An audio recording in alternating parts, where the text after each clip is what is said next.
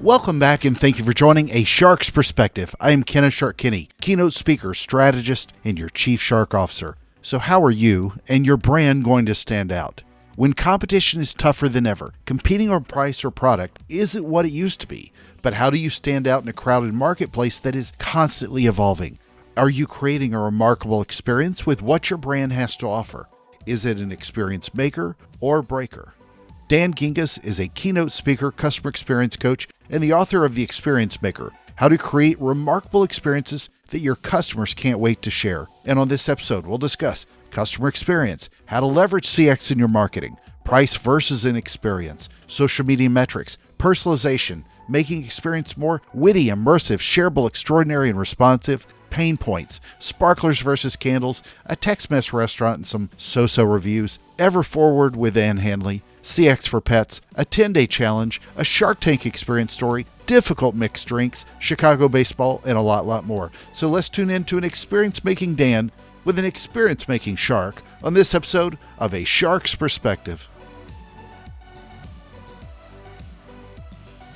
Dan, thank you so much for joining us today on A Shark's Perspective. If you will, tell us a little bit about your story and your career to date. Well, thanks for having me on the show, Kenneth. I appreciate it. I'm a 20-year marketer from corporate America. I spent time at McDonald's, Discover, Humana, got my start in direct mail and worked all the way up to all the digital channels, email, social media, search, etc. And then kind of realized, had an epiphany that if I never created another marketing campaign again, it was going to be too soon.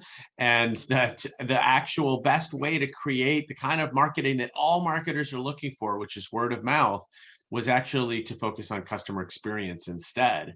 And so I started thinking about how do we focus people more on our existing customers versus on constantly trying to bring in new customers while have our customer bases walking out the back door because we're not paying attention to them. So customer experience became my passion. And 3 years ago, I went off on my own and started The Experience Maker and haven't looked back. So today I'm a speaker mostly, but I also do some coaching and I also do content creation for a number of clients. So you wrote The Experience Maker, How to Create Remarkable Experiences That Your Customers Can't Wait to Share. Nice forward as well from Ann Handley, we talked about earlier. Great writer as well, loved her point. But where does this sit between marketing and customer experience? Kind of elaborate a little bit further on that. Yeah, so I'm a believer, having come out of corporate America, that all marketers need to be well-versed in customer experience. Marketing has become one of the central points of the experience. And let me explain that. First of all, marketing is often the first part of the experience from the customer's perspective, right? How do we become aware of a company? We see an advertisement or we see marketing. That's often the first time we've ever experienced them. And what I think companies sometimes miss is we call it customer experience, but the overall experience from that person has already begun before they're a customer, right? We see marketing and it makes us laugh. We've already made a determination about that brand. We see marketing and we don't see ourselves in the marketing, and we've made a determination about that. So the experience has already begun. I also think that marketers have such an important role of really promising the experience. If you think about what marketing does, it basically tells people this is what it's going to be like to do business with us. This is how you're going to feel when you drive our car. This is how our pizza is going to taste. This is, what it's like to whatever it is, whatever product you're selling. You're basically selling the experience. So I think this is a book certainly for customer experience and customer service people, but I think marketers, and this is intentional, I think marketers will get a ton out of it. Yeah, I couldn't agree more. And I talk about this a lot. We often use promises as metrics, thinking that as marketers, we can manage this entire process with shiny advertisements and everything else about the experience. But no, I loved it. So I love as well that you point out in the intro about the customer of your customer. I know that I've mentioned this a gazillion times on this show and on stages. I don't think it's considered nearly enough by brands who either engage agencies or consultants, or by the agencies and consultants themselves who help make these promises to brands. But talk about the value of the customer of your customer, since so many of us work in a B2B environment. Well, it's funny, Kenneth, because for a while when I would get off stage after doing a keynote, invariably somebody would run up to me and say, I work for a B2B. I love your content. I love what you have to say, but does this apply to B2Bs? And I kind of perfected an answer, which I will admit is slightly sarcastic. I would get a very straight face and I would say, well, that depends. Do you market to human beings? And then I would just let that sit for a moment. And then it would settle and they'd be like, well, yeah. Like, well, then it really matters, because at the end of the day, you're not selling to a building, you're selling to a human. There's a human buyer on the other end, and that human is a consumer. So even though they're buying a business product, they're buying a B2B service of some sort, they shopped on Amazon yesterday, or they had a great experience at a restaurant yesterday, and that's what you're being compared to, whether you want to be or not. Having that additional understanding that that customer has his or her own customers, and that he or she needs to deliver an experience to them, and probably is using your service to do it, makes it so important, right? Because if you can't see all the way to that finish line, if you can't see how that end user is using your product, not just your own customer, then you're not going to create the right experience for them. So you talk early on in the first chapter about traditional marketing not being enough. Unpack that a little bit further about how you see traditional marketing and how marketers need to look at this differently. Well, as I said, I became exhausted at all marketing. Whether it's email campaigns or social media campaigns or direct mail or television, whatever, like shoot me now, right? I'm tired of it. And as a consumer, I'm tired of it, right? We're all tired of our scrolls being interrupted. We fast forward through commercials. Even when we're listening to podcasts, if the host starts to do a commercial read, we fast forward 30 seconds to pass it by. So I think there's a lot of just tiredness over being marketed to. And that's why I think traditional marketing is not enough anymore. Because if that's all you're doing, first of all, you're only focusing on prospects and trying to bring in new customers, and you're ignoring the customers that are already there. That's a huge miss. And second of all, it just doesn't work as well as it used to. I'm not saying don't market. I mean, marketing's not going away, but if the companion isn't there where you are focused on the experience of your existing customers, then a lot of your marketing goes to waste, because you spend all this money to bring a customer in and then they don't stay because the experience is terrible. So if we think about how much our acquisition costs are, and in so many areas, acquisition costs are going up, we've got to make sure that when we actually are successful in bringing a customer in the door, that we get them to stay a while. Otherwise, our marketing dollars were lost. Well, in chapter 3, you talk about the case for customer experience. And what I often focus on for me is the revenue impact that this makes at the C-suite, what they listen to in order to make a choice on investments. However, a lot of marketers are still looking at it through whatever numbers and metrics that exist that help them deliver what they're trying to deliver. How do you get marketers to really sort of reshape their focus? Because again, they're being asked to a lot, at least if you're not at the C-suite, a lot of managers or people underneath those managers or directors are simply trying to hit a number as opposed to an experience that keeps a customer rather than just bring in a new one. Yeah, so I'm a big proponent of always focusing on the bottom line, because that's what your executives care about. So I spent a lot of time in social media, and it's kind of funny. I chuckle because so many social media marketers just sort of decided at some point that calculating the ROI of social media was impossible. So they just weren't going to do it. And I laugh at that, because we've been able to calculate the ROI of every other marketing channel, right? We can figure out what an email campaign is worth or what any other channel is worth. I think that some look at customer experience the same way, and they look at it as sort of a soft skill that doesn't have hard numbers behind it. That's completely wrong. And so what we have to do is connect what we're doing in customer experience back to the numbers that executives care about. You mentioned revenue, that's one half of the equation. Cost is the other half of the equation. So what kinds of revenue get brought in through customer experience? Well, number one, we end up attracting more customers, because customers of today want to do business with companies that have a great reputation for treating their customers well. So we bring in more customers. Our customers stay longer and they spend more. So that adds to the revenue. And then probably most importantly is that happy customers tell other people. And that, again, finishes the cycle of bringing in more customers. Is that our referral rate goes up. But also when we provide a great experience, Our customers don't have to call in to complain nearly as much, right? They don't. Think about when you call customer service, which is a huge cost for so many companies. We don't call just to say, hi, you're doing a great job. We call because we're having a problem. So if we've done our work and we've created an experience that is seamless, that doesn't require the customer to call in the first place, now you're talking about massive cost savings as well. So you put that together of revenue generation and cost savings, and that's what you talk to the executives about. It's kind of like the difference. Let's think about an email campaign for a moment. If I walk into the CEO's office and say, hey, I just did a new email campaign, and guess what? Our open rate crushed it. We got a 50% open rate. He's like, so what? They opened our email. Awesome. Did they do anything with it? Did they? Okay, even if they clicked through, hey, our click-through rate was great. Fantastic. What does the executive care about? Did they purchase? Did they did they do what we wanted them to do? I don't care how much they open or click. Those are great numbers, but they don't tell me how it affects the bottom line. So always take your metrics, really wherever you are, marketing, customer experience, whatever, take your metrics and create that tie to the bottom line. Well, let's talk a little bit about the WISE method: witty, immersive, shareable, and extraordinary. Later on, you talk about being witty, not the funny witty, but more like being clever. And one of the examples you use is a gas station with a clever sign. I love that one. I bought a bunch of gas over the weekend, so it's WISE front and center to mind to me. But gas is $2.99, but customer service is priceless.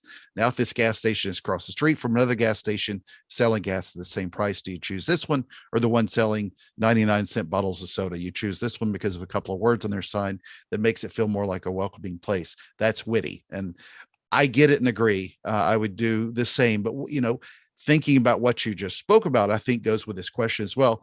What do you tell the marketer who's selling against somebody who's got a nickel cheaper, or whether the gas station that uses that simply as a marketing ploy? I love when you point out that they've got to be able to fulfill that promise. And I guess what I'm worried about was that CX is becoming a lot more popular than it used to. And I love the focus on it, but with great power comes great responsibility, to lean into Spider-Man.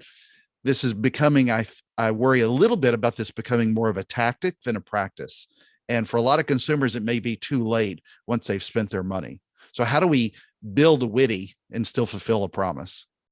Yeah, great question. So witty to me is about being clever, using language to your advantage, and refusing to be boring. And today's customers, especially younger customers, want that from brands. They want some personality. They want you to show the human side of your brand. And so, there's a great example. One of my favorite follows on Instagram is El Arroyo restaurant in Austin. It's a Tex-Mex place in Austin that actually, if you go to the Yelp reviews, does not get particularly great reviews. However, they have a sign out front that they change every single day that is so hilarious that, and that's all their Instagram feed is their sign every day. That I'm telling you, if I'm in Austin, I'm going there, right? Because it's become a destination in itself because it's created a personality. Think about how many Tex-Mex restaurants there are in the country, and El Arroyo has stood out because it has a sense of humor, and it shows especially in Texas. Especially in Texas, right? That is, I guess, where a lot of Tex-Mex are. So it's just about finding opportunities. I always say, every time we communicate with a customer, it's an opportunity to create an experience. We don't do it. We don't take that opportunity, but it is an opportunity. If you're sending a customer an invoice, if you're sending them a contract, if you're having to call a customer, email a customer, there's always an opportunity to create an experience where one doesn't exist. And I think the companies that people really tend to love have figured that out and have figured out how to be truly personalized, not just pretending to be personalized. You and I were talking about this before we started recording about how many times I'm referred to as Daniel by banks and what have you, which to them sounds like personalization, but to me sounds like nails on a chalkboard, because no one calls me Daniel Right. other than my mother when she's mad at me. So I don't want to be called Daniel, but they've never taken the time to ask me what I'd prefer to be called. So it's little things, but it establishes a personality. It's kind of like having a colleague at work that's just totally dull and answers you in like one word sentences and like it's like pulling teeth talking to that person versus a colleague who's like kind of the office clown, right? Who do you want to hang out with, right? The office clown's going to be a lot more fun, and you're going to want to spend more time with that person. And brands are way too often just too stoic and too boring. And I love the word boring because I get lots of people that come up to me after my speech and say, hey, oh, everything's great, but I'm in a boring industry. Like, yeah, I worked in financial services. I worked in insurance. Like, those are pretty boring industries as well, but they don't have to be boring. They just are. And one great way to stand out is to not be like everybody else. Yeah. Now, after what we were talking about earlier, makes me think I can rarely remember anybody even asking for nicknames anymore. Every blue moon, I'll get one that says, hey, Shark, if I put it out there, but it's rare and they're just getting my name wrong. So how do we make these more immersive? So being immersive is about creating a consistent experience throughout the journey. If you've ever had the occasion to, say, buy a B2B software service, right, at work, you get to know the salesperson. You will often make a decision because you like the salesperson. I mean, we buy from people that we like. That's human nature. You go to sign the contract, and you've got a little bit of fear of buyer's remorse. Oh man, I hope this is the right decision. I don't want my boss mad at me, whatever.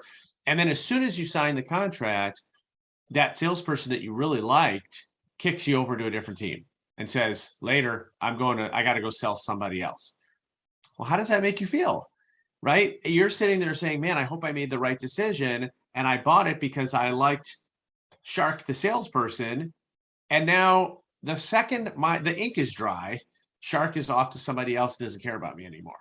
And so being immersive is looking for those moments where there are handoffs or transitions in the experience and making sure that they remain smooth, that you don't leave your customer standing there being like, what just happened? Because unfortunately, it happens quite a bit. Sometimes we know that a lot of people shop across channels, right? You might start in the store, look something up on your phone, and then go home and go to the website. Well, if all of the information isn't the same, if there's different prices in all of those places, for example, that's a really confusing experience. Being immersive 100%. means making sure it all fits together. Shareable ideas. What were some of your favorite shareable ideas that you uncovered, and how should marketers go about using those? Sure. So I should say the book is filled with real life examples. To me, that's the most fun way to learn and the most fun way to teach. And so for this answer, I'm going to give you one of those examples. So I took my son to Fleming's Steakhouse for his 15th birthday. It was his choice. And we walked in, and not the MC, the Maitre d'. Maitre d'. Oh Yeah. my gosh. The maitre d', we walk in and the maitre d' hands my son a birthday card that is signed by the staff. And I have to admit, I was pretty impressed. I had not seen that before. It's tough to impress a CX person, but I was impressed. Well, what was interesting about that, besides from the card being cool, is that during dinner, there was this anticipation about what was going to happen after dinner. Even my younger daughter said, boy, if they gave Mark a birthday card, they're probably not going to just do a slice of cake and a candle. Like, they're going to do something really cool after dinner. So the card had the dual effect of being a nice gesture in itself and creating this anticipation during dinner. Well, Fleming's did not disappoint. They came out with a box of 4 handmade chocolates made in their kitchens, sitting on a plate with happy birthday spelled out in cocoa powder. And instead of a candle, they had a sparkler, because we all know that a sparkler is so much cooler than a candle. Now, I'm telling you, Shark, because I was there, no one told us to do this. 4 people at the table, everyone grabs their phone. We all take a picture of this beautiful dessert with the sparkler. The adults share it to Facebook because that's what we adults do. The kids share it to Snapchat because that's what the kids do. And boom, Fleming's has 4 positive word of mouth mentions from a single event. And all they did was they looked at what is already a very nice gesture. I'm not saying that a slice of cake and a candle is a bad thing. It's just that every restaurant does it. So it's not shareable. But when you turn it into even just the switch from the candle to the sparkler, makes it totally shareable. And I noted when I took a picture of the sparkler, because our cameras are so powerful these days, you can see each individual spark in the picture. Like, it's really cool. That's what makes it shareable. And so I ask people to use this as a metaphor. Look for a place in your experience where you've got a candle and you can elevate it to a sparkler. It's not more expensive. It's not more complex. It's just more worthy of sharing. Last but not least, though, that also really ties into extraordinary. Yeah. How do companies in general, should they, sort of continue this, if you will? How do they make those experiences extraordinary? So extraordinary is about taking the ordinary and making it a little bit better. And remembering that most customer experiences that we have are ordinary. That's why we don't share them, right? We know that people share very positive experiences and very negative experiences. Nobody has ever said, let me tell you about the perfectly average restaurant I went to last night. That just doesn't happen. So if everyone else is ordinary, and chances are your competitors are pretty ordinary, being extraordinary just means being a little bit better than them. It doesn't necessarily, you don't have to shoot for the moon. And I like to tell people that customer experience does not have to be a multi-year, multi-million dollar transformational thing. It can just be a series of little things. And if you, especially if you can build a culture and teach your employees that everyone can have an impact on customer experience, as you start to make these little things happen, they add up to a lot. And so a candle to a sparkler is not a big thing. It is a little thing, but it's a big difference. And you've also hit on a point that experiences can be different parts of the WISE methodology. They can be witty and shareable and extraordinary together. In fact, the more you stack them, the better the experience is, even though you really only need one of them to create an experience. Most importantly, though, towards the experience, was the steak extraordinary? Oh, of course it was. Yeah, the dinner was delicious. Everything was great. The service was wonderful. Which can get lost in the conversation when we think about all the packaging and all the other stuff, but eventually it's that promise. Absolutely. And that's true, is that, sometimes if you think about your favorite restaurant that you go to, your favorite steak restaurant, right? It's so consistently good that it is almost hard to stand out, because you go in with the expectation that it's going to be consistently good, and it is consistently good. But you know what? That's why you come back. And so, the thing about, especially as we talk about shareable, right, is that even if the customer doesn't share, the fact that they're coming back again and again, and our mutual friend Shep Hyken's new book is called I'll Be Back, right? That in and of itself is a huge business driver. So even if they don't go tell anybody else, the fact that they keep coming back is obviously great for business. Agreed. Well, you conclude towards the end with a couple of chapters about implementing this at your company as well, with eliminating pain points. Any high level points that we can look at for eliminating those pain points? Well, I think with pain points, the best way to find them is to become a customer of your own company, if you can at all. If you absolutely can't, then you need to attach yourself at the hip to an existing customer and kind of go through the process with them. I want you to go through every process. If you have a website, I want you to register for your own website. Then I want you to forget your password and go through the forgotten password process, because we all know how fun that is, right? I want you to be a customer and see what annoys you. And if it annoys you, I promise you it's annoying your customers as well. And so as we pick apart the things that are creating these pain points, we can eliminate them. And I give a long example of when I was at Discover Card and did this, and we won the JD Power Award for the first time.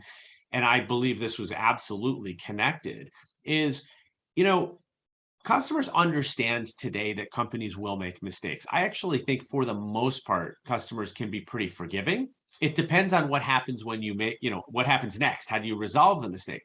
But ultimately, we also don't appreciate death by 1,000 paper cuts. Like, at some point, if you just keep aggravating me a little bit at a time, I'm just going to throw up my hands and I'm going to say, I'm just going to go somewhere else, because I'm kind of tired of this. And so that's why eliminating pain points is such an important piece of the puzzle. Well, if you're any decent sized company, become a customer and try to hunt for the phone number to find somebody to help you fix your problem. Oh, it's so funny you mentioned that, because I think I briefly mentioned this in the book. One of the companies I worked for, the executives all had their own personal customer service number that they could call that was basically the VIP line. It got them to a supervisor. And I remember being asked if I wanted access to it. And I said, absolutely not. I want to call, I want the experience just like a customer gets it, because I want to know what it's like to either wait on hold or to get to a representative that maybe can't answer my question, and whatever. If you're a CEO and you're going through the VIP line every time, how can you possibly relate to what your customers go through? So you as a speaker, I'm curious what stories in the CX world resonate best with your audiences on stages? Great question. I will tell you the brand that sticks out the most, and that more people than any other brand that I talk about come up to me afterwards and say, "I got to tell you my story," is Chewy. Chewy is the online pet supplies company, and if You you're write a about pet it in the owner, book. yeah, Chewy. I mean, they do so many amazing things. I don't even know where to start. They're well known for when a pet dies, they send flowers and a condolence card. Think about that. The customer just ceased being a customer, and they're sending them flowers. But they're smart because they know that almost every pet owner down the road is going to get another pet. I tell a lengthy story in the book about a woman who left a negative review about a product that isn't even Chewy's product. And what happened next was unbelievable in terms of just the service level and how they were able to turn a negative experience into brand advocacy. And that's the brilliant part, right? It's like, oh, this woman actually had a bad experience. She bought a product that she didn't like from you, and now she loves you even more. Amazing, right? That's what Chewy is so good at doing. And they've just built it in. They built it into every touch point. They built it into their culture. Their employees are, and they're all pet lovers, so they can relate really well. And it feels like you're buying from a friend because they know pets. They know what it's like to have pets. They you know they ask you names of your pets, and then they use it in their communication, and they say, "How's Oma, my dog?" Or Oma's up for her medicine is up for renewal, or whatever it is. And it's just such a great experience working with them. So they're one of those companies a lot of people respond well to. So one of the things you offer, it's a freebie, is the 10-day CX challenge. Tell us about that. Yes, it's part of the book, but it is also available to your listeners as well. Just go to 10daycxchallenge.com and use the number 10. And every day you're going to get a 90-second video from me, but you actually don't have to look at my ugly mug. You can just listen to me, because it's one of those whiteboard videos where you've got like the hand drawing on the whiteboard. And every day there is a new tactic that you can grab the team. It's actually a fun team building activity, but a new tactic that you can employ at your company that is easy to do. It's not expensive. You can start doing it that day. And when you do all 10, you've really made a whole lot of progress to becoming a customer-centric company. Great. Well, Dan, you're in Chicagoland, and so that's water's a little colder up there. But I asked this of all of my guests on a shark's perspective: what is your favorite kind of shark and why? Do you have a shark experience story? I do know you have met Barbara Corcoran. I was going to say that's where I was going. Mark Cuban is my favorite shark for sure.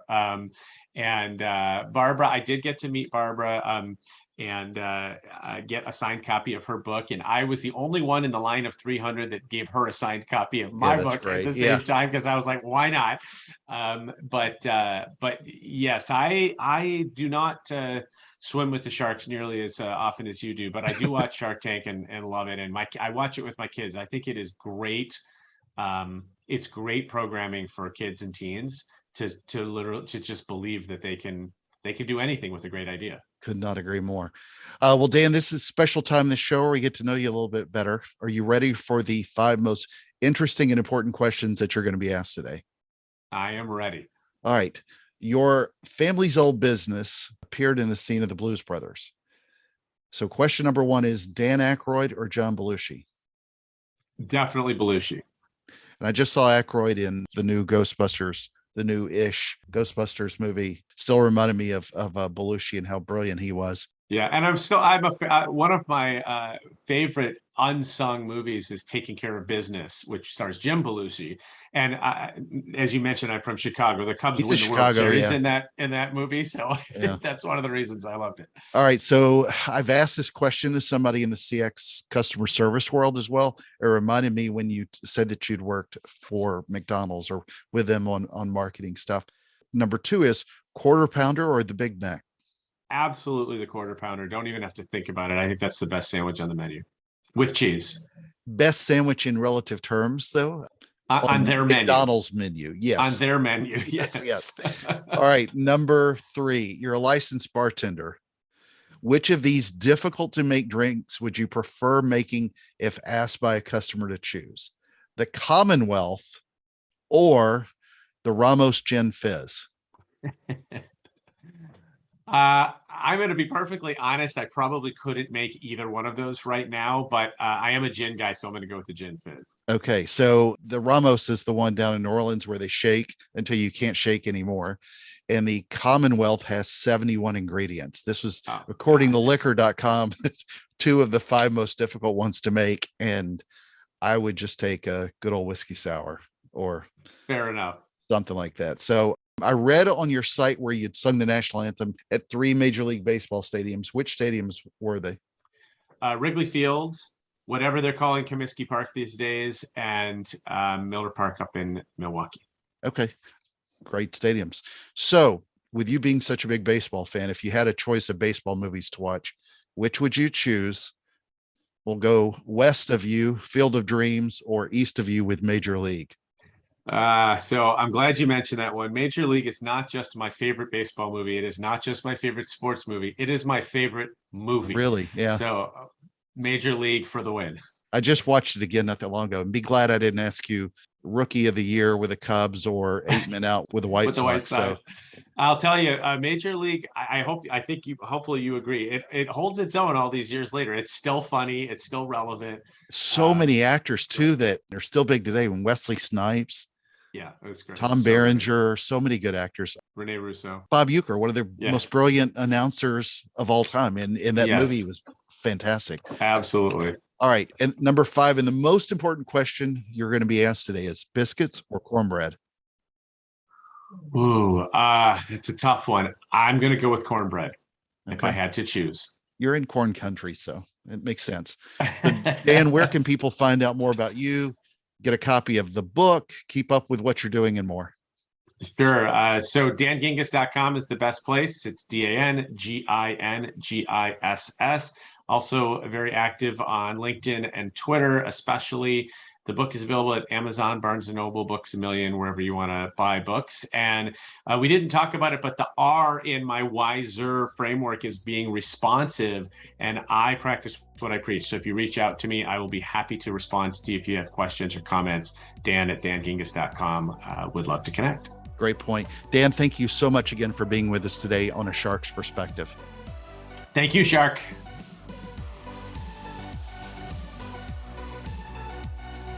So there was my conversation with Dan Gingiss, keynote speaker, customer experience coach, and the author of The Experience Maker, How to Create Remarkable Experiences That Your Customers Can't Wait to Share. Let's take a look at 3 key takeaways from my conversation with him. First, love this quote from Dan. I'm a believer, having coming out of corporate America, that all marketers need to be well-versed in customer experience. I share that belief, having worked in corporate America for multiple brands as well, for agencies and consulting firms, for publishers, in big data, and as a solopreneur and entrepreneur. We all should find a better way to understand the world our customer sees. Customer experience begins before they become a customer, and marketers have a role with that end promise to customers.